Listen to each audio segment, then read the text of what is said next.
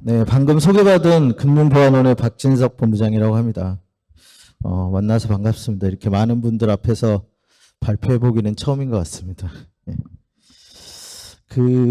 최근에 보안 뉴스에 보니까 주요 키워드로 살펴본 정부의 110대 국정과제라는 주제 기사가 지난 월요일에 났었거든요. 근데 그 중에 좀 오늘 강의랑 좀 관련된 부분들이 110대 과제 중에 데이터가 그러니까 빅데이터 포함해서요. 49번 언급됐다라는 기사 부분이 있더라고요. 그만큼 이제 110대 국정과제 수행함에 있어서 데이터라는 부분이 얼마나 중요한가는 좀 단적으로 좀 보여주는 예가 아닌가라는 생각이 들고요.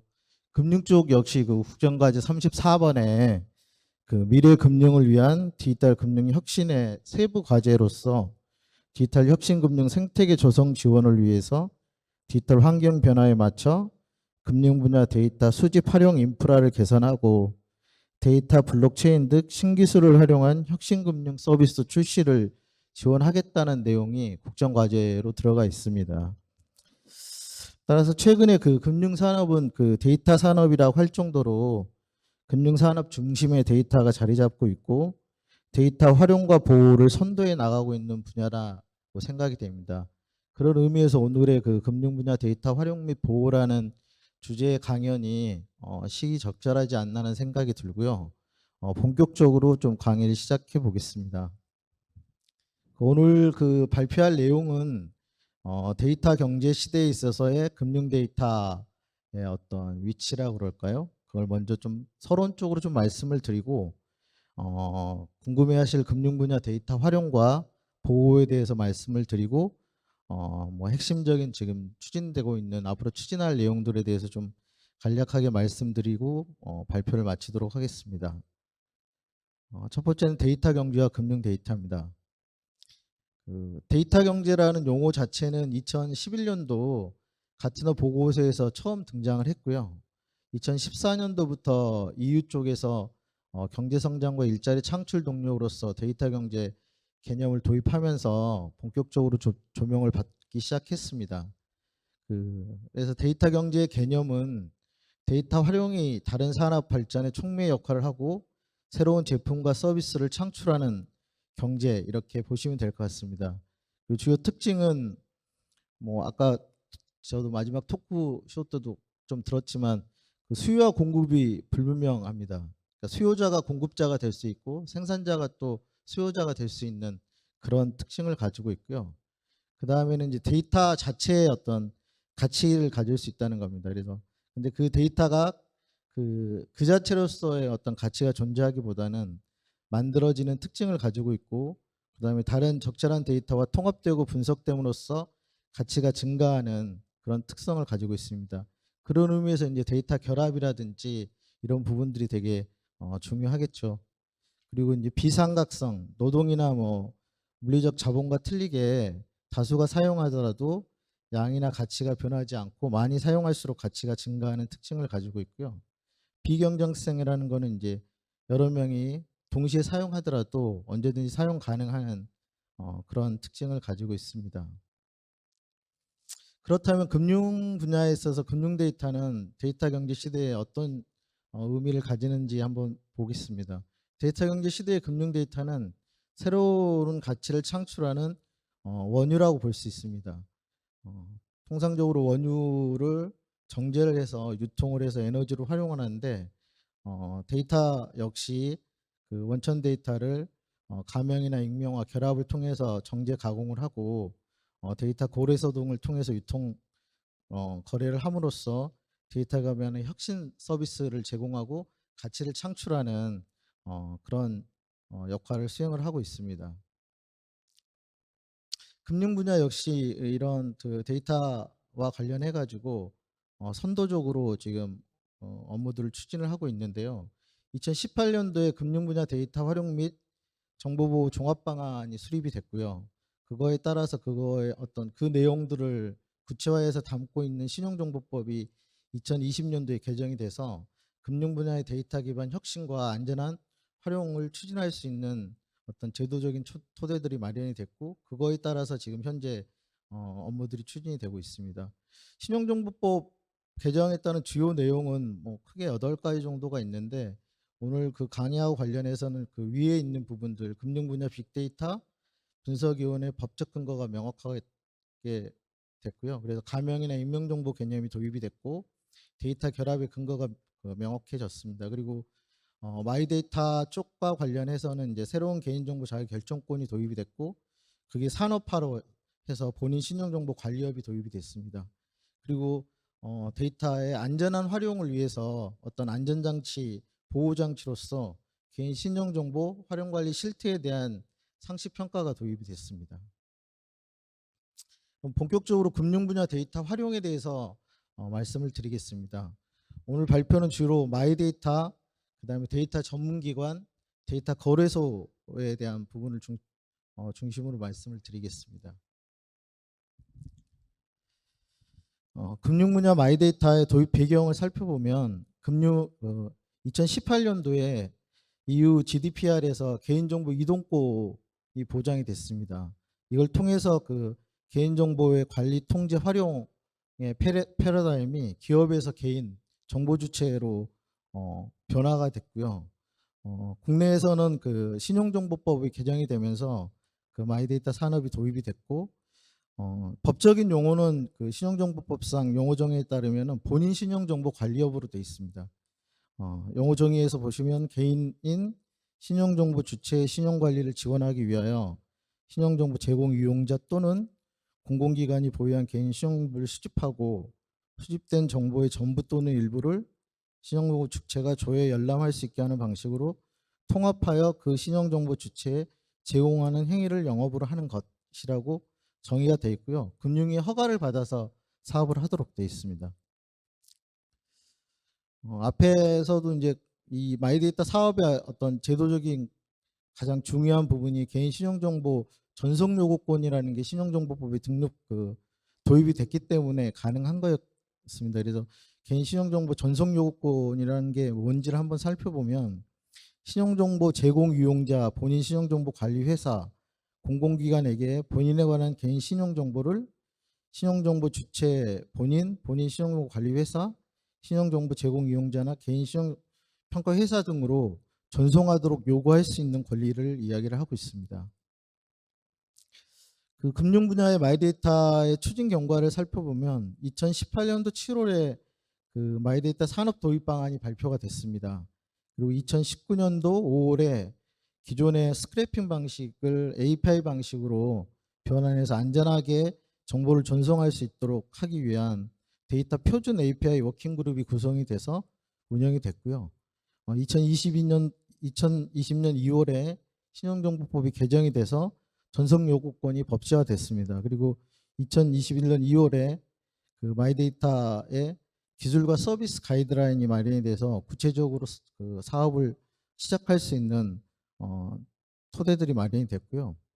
2022년 1월에 전 분야 최초로 금융 분야 마이데이터 서비스가 API 기반으로 실시가 지금 현재 되고 있습니다.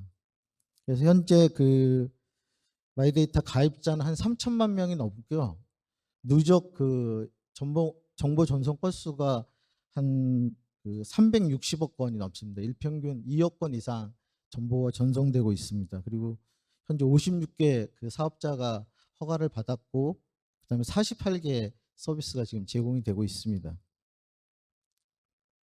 특히 표준화 관련해서는 이제 마이데이터 그 산업이 성공적으로 좀 안착하는 데 되게 중요한 부분이기 때문에 그 원하는 전송 요구 처리 및 안정적 서비스를 위해서 전송 데이터, 전송 방식, 인증 및 보안 등에 대한 표준화를 진행을 했고, 그거에 따라서 현재 그 원활하게 서비스들이 진행이 되고 있습니다. 그 금융 분야 마이데이터 서비스 및 지원 체계는 앞에서 서비스는 말씀을 드렸고요. 마이데이터 지원기관이라는 게 이제 신정법 시행령에 명시가 되어 있습니다. 그래서 저희 원인 금융보관원하고 신용정보원이 지금 지원기관으로 역할을 하고 있고요. 특히 이제 저희 원 같은 경우는 그 지원기관의 업무 중에 API 규격 개발 관리, API 개발과 테스트 지원, 그다음에 인증 체계 지원, 그다음에 취약점 분석 평가 지원, 사이버 위협 관제 및 대응, 그 마이데이터 서비스 활성화 부분들을 지원을 해 나가고 있습니다. 다음은 금융 분야 데이터 전문기관입니다. 그 데이터 전문기관은 그 신정법상 크게 두 가지 업무를 수행을 하도록 되어 있습니다. 하나는 정보 집합물 결합하고 익명 처리 적정성 평가를 수행을 하도록 되어 있습니다. 개법법하고 다르게 금융회사와 비금융회사의 데이터를 결합을 하기 위해서는 금융위원회가 지정한 데이터 전문기관을 통해서 결합을 해야 합니다. 따라서 현재는 지금 4개 기관이 지정이 돼 있고요. 저희 원도 지금 전문기관으로 지정이 돼 있고, 그 금융위에서 추가로 지금 지정 신청을 받아서 추가 지정을 위한 심사를 진행을 하고 있습니다.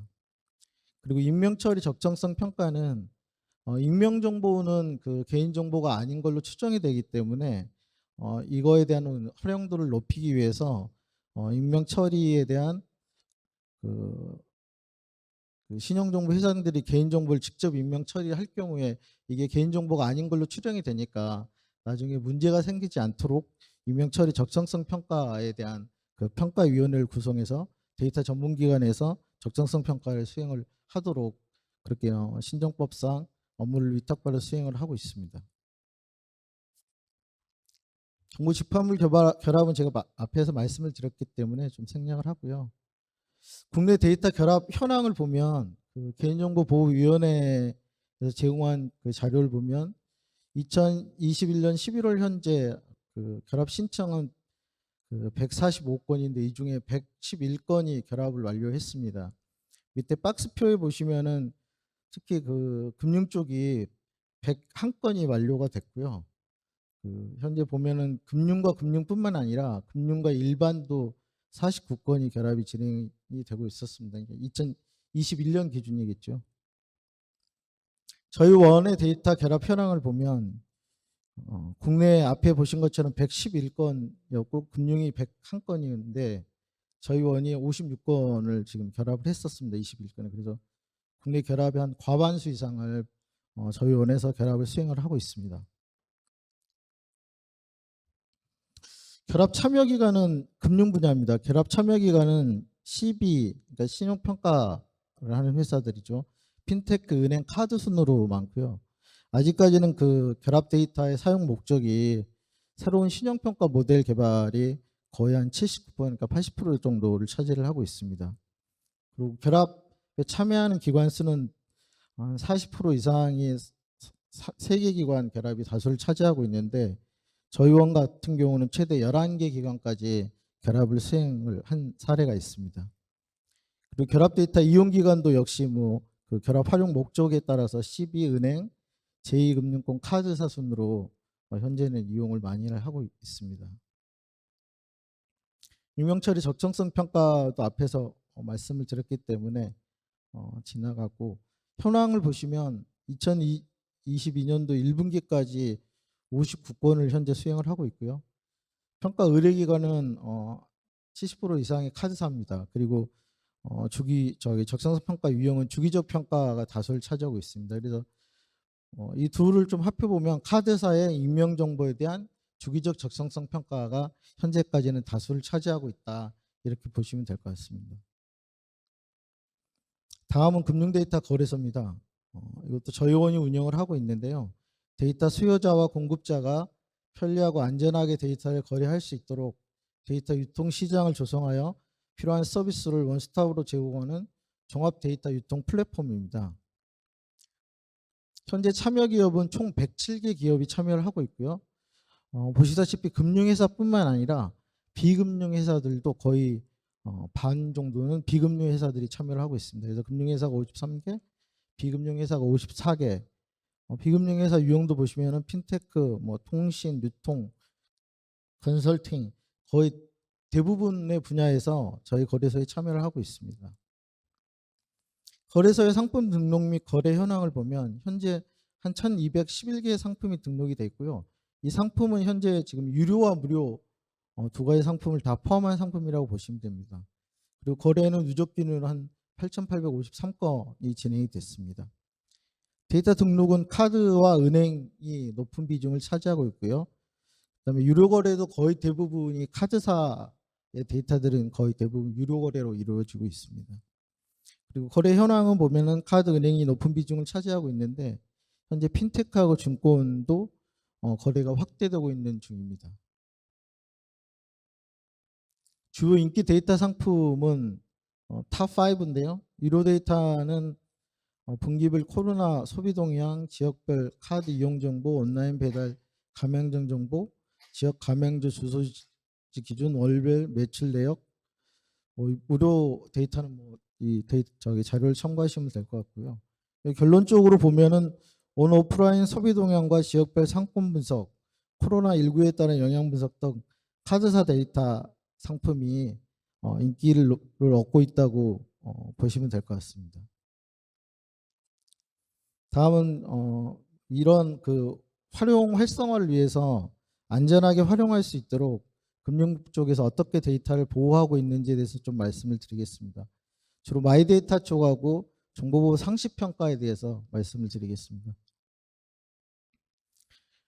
금융 분야 마이데이터를 보호하기 위해서 첫 번째는 이제 그 금융에서 허가시 평가를 좀 강화를 하고 있고요. 크게 4가지 안전장치를 두고 정보보호 상시평가, 기능 적합성 심사, 금융보안 관제, 보안 취약점 점검, 이 4가지의 안전장치에 의해서 금융권에서 유통되고 있는 마이데이터들이 보호되고 있다고 보시면 되겠습니다. 첫 번째는 마이데이터 사업자 허가시 평가 강화입니다. 이건 금융위에서 이제 허가시 평가를 강화를 하고 있는데요. 크게 한 3가지 쪽을 보면 될 것 같습니다. 사회적 신뢰 확보, 소비자 보호 강화를 위한 외부 외평위를 강화를 해서 외부평가위원회에서 미흡이 나오면 예비 허가 단계부터 보완을 거쳐서 재평가를 받도록 그렇게 하고 있고요. 그 다음에 데이터를 단순히 중개매매를 할 경우에 되는 데이터 오남용의 우려가 크기 때문에 원칙적으로 사업을 불허를 하고 있습니다. 그리고 허가 이후에라도 소비자 정보보호 체계나 사업계획에 대해서 주기적으로 점검을 해서 신뢰성들을 확보해 나가고 있습니다. 다음은 보안 관제를 의무화하고 있습니다. 이용자 100만 명 이상의 마이데이터 사업자는 금융보안원의 금융보안관제센터에 필수적으로 1년 이내에 가입을 하도록 되어 있습니다. 그래서 저희 원에 가입을 하게 되면 금융보안 관제뿐만 아니라 저희 원에서 제공하고 있는 보안 서비스를 종합적으로 제공을 받을 수 있기 때문에 그만큼 이제 보안 개인 정보 보호와 보안 관련된 부분들은 좀 강화를 할 수 있는 효과가 있을 것 같습니다. 또한 그 마이데이터 사업자는 연일에 그 신정법에 따라 가지고 신정법의 준수 현황을 자체적으로 점검하고 점검 결과를 제출해서 저희 원의 서면 점검을 받는 정보보호 상시 평가를 의무적으로 수행을 하도록 되어 있습니다. 올해부터 그 마이데이터 사업자들에 대한 상시 평가를 수행을 하고 있습니다. 다음은 그 기능 적합성 심사입니다. 그 안정적인 서비스에 요구되는 신용정보법상 행위규칙 준수 여부, 표준 API 규격 적합성을 서비스 출시 전에 확인을 하고 있고요. 주요 점검 대상 및 범위는 그 마이데이터 사업자가 개발하는 마이데이터 서비스 프로그램입니다. 모바일 앱이나 그 웹, 그러니까 고객들이 정보 주체가 그 서비스를 받을 때 보고 있는 부분들이라고 보시면 될 것 같습니다. 점검은 저희 원이 수행을 하고 있고요. 그 다음에 마이데이터 서비스의 보안성 강화를 위해서 연 1회 이상 마이데이터 서비스에 대한 보안 취약 점검을 수행을 하도록 되어 있습니다. 그래서 점검 대상 및 범위는 마이데이터 서비스 프로그램하고 전선 설비 일체에 대해서 하도록 되어 있고요.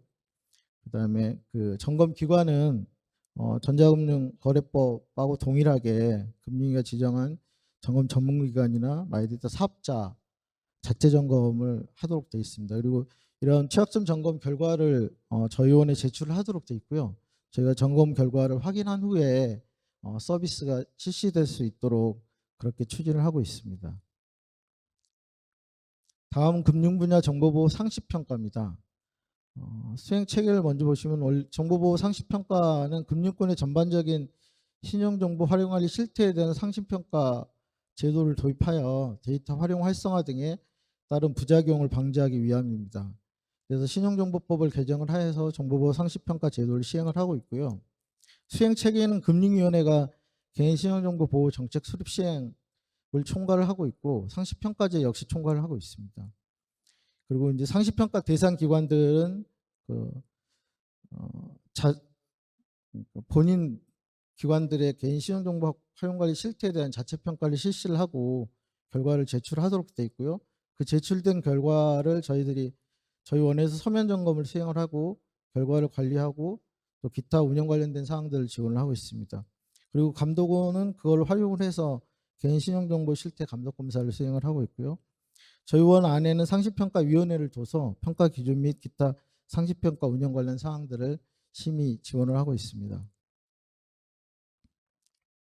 그래서 평가 대상을 보시면 개인 신용정보를 처리하는 신용정보 제공 이용자, 신용정보 회사 등입니다. 거의 한 3,000개 이상의 기관들이 상시평가 대상 기관으로서 상시평가를 수행을 하고 있고요. 평가 항목도 그 정보처리 생애 주기와 정보처리 보호 조치에 따라서 9개 대항목과 143개 세부 항목으로 나누어서 점검을 수행을 하고 있습니다. 다음은 추진 과제입니다. 첫 번째는 마이데이터 통합인증 중개 시스템 구축을 추진을 하고 있습니다. 금융 분야의 마이데이터 통합 인증의 효율성, 경제성, 편의성 제고를 시킬 수 있도록 통합 인증 중개 시스템을 구축을 하고 있고요. 현재 9월 달에 오픈을 할 예정에 있습니다. 이 통합 인증 시스템이 구축이 되면 그 모든 연동 대상 기관, 정보 제공자나 중개기관, 인증기관 한 80여 개의 기관이 됩니다. 기관들이 통합인증 중개 시스템 1회 연동으로 연동이 완료되기 때문에 통합인증의 효율성을 업무의 운영의 효율성을 좀 제고를 할 수가 있고요. 그리고 이제 정보 제공자나 중개기관이 모든 인증기관과 엔드엔으로 개별 연동이 불필요하기 때문에 연동이나 관리 비용 역시 대폭 절감해서 경제성도 확보할 수 있을 것 같습니다. 아울러서 다양한 인증기관의 신규 인증수단 도입이 용이해지고 고객의 인증수단 선택권 확대 및 이용 편의성 역시 제고될 것 같습니다. 아마 올해는 인증기관이 한 10개 정도가 이 통합인증 중개 시스템에 참여할 예정에 있습니다. 다음은 금융분야 데이터 결합제도 개선입니다. 제도적인 사항이기 때문에 현재 금융위가 추진을 하고 있고요. 이종사업 간 데이터 결합 활용 활성화를 위해서 데이터 결합제도를 합리적으로 개선을 하고자 합니다. 그래서 신용정보법 시행령하고 감독규정 개정 예고가 나갔고요. 크게 주요 내용을 보면 이제 데이터 전문가 추가 지정 방안 마련, 이거는 이미 추가 지정을 하기 위해서 신청을 받아서 현재 진행을 하고 있는 사항이고, 다음에 데이터 자가 결합을 허용할 예정이 있습니다. 그래서 데이터 전문기관은 데이터 자가 결합을 할 수 있도록 하는 부분과 또 샘플링 결합, 데이터 간 결합을 통한 어떤 각지 극대화를 위해서 샘플링을 먼저 결합을 할 수 있도록 그렇게 결합 제도를 도입을 하고요. 또 데이터 이용 기간도 결합을 신청할 수 있는, 그래서 조금은 더 데이터 결합과 활용이 활성화될 수 있는 방향으로 데이터 결합 제도 개선을 금융위에서 지금 현재 추진을 하고 있습니다. 다음은 금융데이터 혁신 얼라이언스 구성입니다. 저희가 데이터 유통 협력 채널을 마련하고 산업과 데이터 결합 및 융합을 촉진하기 위해서 데이터 융합 활성화를 또한 지원하고자 금융 데이터 혁신 얼라이언스를 구성할 예정에 있습니다. 그래서 현재 저희 원회에서 데이터 거래소를 운영을 하고 있기 때문에 금융 데이터 거래소 참여 기업을 중심으로 데이터 수요 공급 및 거래 유통 협력 지원을 위한 네트워크 구성을 하고자 얼라이언스를 아마 곧 올해 안에는 구성해서 운영할 예정에 있습니다. 네, 이상으로 제 발표를 마치도록 하겠습니다.